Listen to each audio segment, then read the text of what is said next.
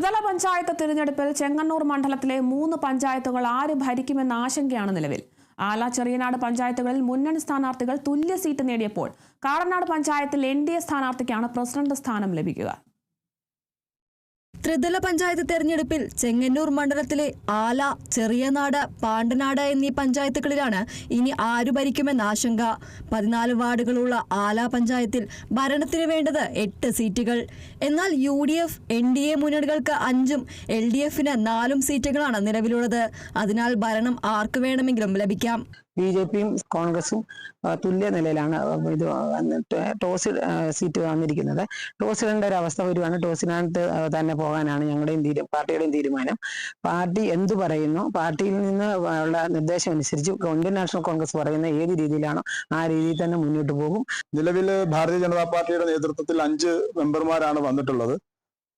ഭാരതീയ ജനതാ പാർട്ടിയെ സംബന്ധിച്ചിടത്തോളം ഈ ഒരു തെരഞ്ഞെടുപ്പിനെ ഗവൺമെന്റ് എങ്ങനെയാണോ ഈ ഒരു ഭരണത്തിലേക്ക് കടക്കാൻ വേണ്ടി ശ്രമിക്കുന്നത്, ടോസ് ഇട്ടാണെന്നുണ്ടെങ്കിൽ ടോസ് ഇട്ട് തന്നെ ഭാരതീയ ജനതാ പാർട്ടി അധികാരത്തിലേക്ക് എത്തിക്കണം എന്ന് തന്നെയാണ് ആഗ്രഹം.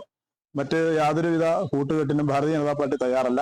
എന്നാൽ ചെറിയനാട് പഞ്ചായത്തിൽ ഇടത് വലത് മുന്നണികൾ തുല്യമായാണ് സീറ്റുകൾ നേടിയത്. ഇവിടെ NDAക്ക് 4 സീറ്റുകളാണ് ലഭിച്ചത്. 16 അംഗ സമിതിയിൽ ഭൂരിപക്ഷത്തിന് 9 അംഗങ്ങളുടെ പിന്തുണ വേണം. നറുക്കെടുപ്പിലൂടെ അധ്യക്ഷനെ തീരുമാനിക്കാനാണ് സാധ്യത. 10ൽ കൂടുതൽ സീറ്റുകളായിരുന്നു ഇടതുപക്ഷ ജനാധിപത്യ മുന്നണി പ്രതീക്ഷിച്ചത്. എന്നാൽ സ്ഥാനാർത്ഥി നിർണയത്തിലെ അപാകത ചില സീറ്റുകൾ നഷ്ടപ്പെടാൻ കാരണമായി എന്നതാണ് പ്രാഥമിക വിലയിരുത്തൽ.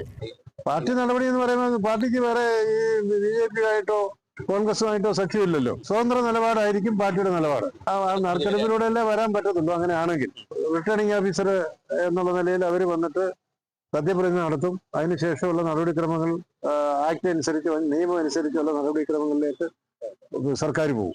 കഴിഞ്ഞ 5 വർഷത്തെ ഇടതുപക്ഷ ഭരണത്തിനോടുള്ള ഒരു അതൃപ്തിയാണ് ഈ ഗ്രാമപഞ്ചായത്തിലെ ഇത്തരം ഒരു മാറ്റം ഉണ്ടായിരിക്കുന്നത്. അപ്പൊ UDFനെ സംബന്ധിച്ച് കോൺഗ്രസിന്റെ 5 ജനപ്രതിനിധികളും ലീഗിന്റെ ഒരു ജനപ്രതിനിധിയുമാണ് വിജയിച്ചിരിക്കുന്നത്. അപ്പൊ ഒറ്റയ്ക്ക് ഒരു മുൻതൂക്കം ഈ ഗ്രാമപഞ്ചായത്തിലെ ഒരു രാഷ്ട്രീയ പാർട്ടിക്കും ഇല്ല.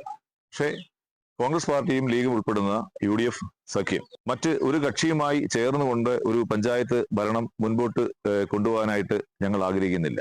തെരഞ്ഞെടുപ്പിൽ UDF 2ൽ നിന്നും 6 സീറ്റിലേക്കും NDA 2ൽ നിന്നും 4 സീറ്റിലേക്കുമാണ് ഉയർന്നത്.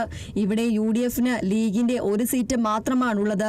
പാണ്ടനാട് പഞ്ചായത്തിൽ സീറ്റുകളുടെ എണ്ണത്തിൽ UDF ആണ് മുന്നിലെങ്കിലും പ്രസിഡന്റ് സ്ഥാനം ലഭിക്കില്ല. കാരണം പഞ്ചായത്ത് പ്രസിഡന്റ് സ്ഥാനം പട്ടികജാതി വനിതാ സംവരണമാണ്. UDFന്റെ സ്ഥാനാർത്ഥി പരാജയപ്പെട്ട സാഹചര്യത്തിൽ BJPക്ക് പ്രസിഡന്റ് സ്ഥാനം ലഭിക്കും. പാണ്ടനാടിനെ സംബന്ധിച്ച് പറയുകയാണെങ്കിൽ ഇപ്പോൾ ഈ കഴിഞ്ഞ തെരഞ്ഞെടുപ്പില് UDFന് വ്യക്തമായ ഭൂരിപക്ഷം കിട്ടും എന്നുള്ള ഒരു അഭിപ്രായം ഞങ്ങൾക്ക് എല്ലാവർക്കും ഉണ്ടായിരുന്നു. പക്ഷേ ഭാഗ്യവശാൽ 11ാം വാർഡിൽ ഞങ്ങളുടെ UDFന്റെ സ്ഥാനാർത്ഥി മത്സരിച്ച് പരാജയപ്പെട്ടു. അവിടെ BJPയുടെ സ്ഥാനാർത്ഥിയാണ്, വനിതാ സ്ഥാനാർത്ഥിയാണ് സംവരണ സീറ്റിൽ നിന്ന് മത്സരിച്ച് ജയിച്ചിട്ടുള്ളത്. UDFന് വ്യക്തമായി ഇപ്പോൾ 6 പേര് ഉണ്ട്. അതുപോലെ തന്നെ BJPക്ക് 5 പേരുണ്ട്, 3 LDF ഉണ്ട്. പിന്നെ പാർട്ടി നേതൃത്വം ഒക്കെ ആയിട്ട് ബന്ധപ്പെട്ടിട്ട് അതിന്റെ സംവിധാനം തീർച്ചയായിട്ടും ഉണ്ടാകാനുള്ള നടപടി ഉണ്ടാകും എന്നുള്ളതാണ് എനിക്ക് ഈ അവസരത്തിൽ സൂചിപ്പിക്കാനുള്ളത്. ഡിസംബർ 21-നാണ് അധ്യക്ഷ സ്ഥാനത്തേക്കുള്ള തെരഞ്ഞെടുപ്പ്. 14 അംഗ ഭരണസമിതിയിൽ UDF 6, NDA 5, LDF 3 എന്നിങ്ങനെയാണ് കക്ഷിനില. വ്യക്തമായ ഭൂരിപക്ഷത്തോടെ അധികാരത്തിലേറുമെന്ന കണക്കുകൂട്ടലായിരുന്നു NDA. എന്നാൽ അതിന് കഴിഞ്ഞില്ല. ഇനി ഭരണം ആർക്കെന്ന ചോദ്യം നിലവിൽ ബാക്കി നിൽക്കുകയാണ്. Kerala vision news, Alappuzha.